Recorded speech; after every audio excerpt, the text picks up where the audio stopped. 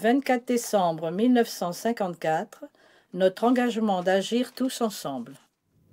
En cette veillée de Noël, bien entendu, je ne vous parlerai pas de politique. Je vous demande seulement de permettre à une voix qui, depuis 6 mois, a pu vous devenir familière, d'intervenir un instant dans l'intimité de vos foyers.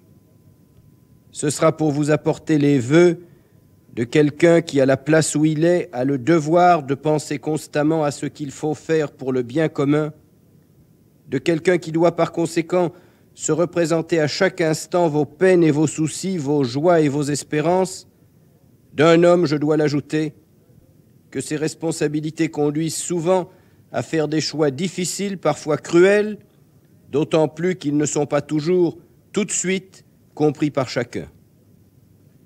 L'année qui se termine nous a apporté son lot d'efforts, mais aussi son lot de promesses.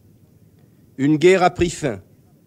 Pour la première fois depuis 20 ans, le canon ne retentit plus nulle part dans le monde.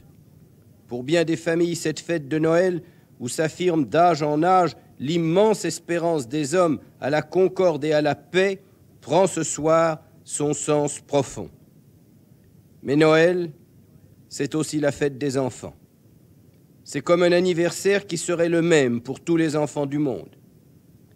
Depuis des semaines, ils attendent le jour merveilleux. Les tout-petits ont colorié en secret pour leurs parents des vœux de Noël. Partout, de petits sapins sont venus prendre racine dans nos maisons. Partout, des petits garçons et des petites filles mettront ce soir, avant de s'endormir, leurs souliers dans les cheminées. C'est en pensant à eux que je voudrais adresser à tous ceux qui m'entendent un message de confiance dans notre avenir. Je forme le vœu que la France soit plus et mieux que jamais dans le passé un pays heureux. Quels que soient les motifs de nos dissentiments, qu'ils sont légers au regard d'un si grand espoir dans lequel nous nous unissons tous. Aussi j'aimerais que ce Noël ne soit pas seulement un prétexte aux effusions sans lendemain, mais qu'il soit marqué par notre engagement d'agir tous ensemble pour aménager un monde où il n'y aura plus d'homme qui ait faim, qui ait froid, qui ait peur, où tous pourront vivre en paix dans un foyer auquel ils ont droit et où les petits-enfants de tous les pays réconciliés se donneront la main pour faire la ronde autour des plus beaux sapins qu'on ait jamais vus. Ce n'est pas un conte de Noël. Cela dépend de nous. Il faut que notre résolution soit à la mesure de notre espérance.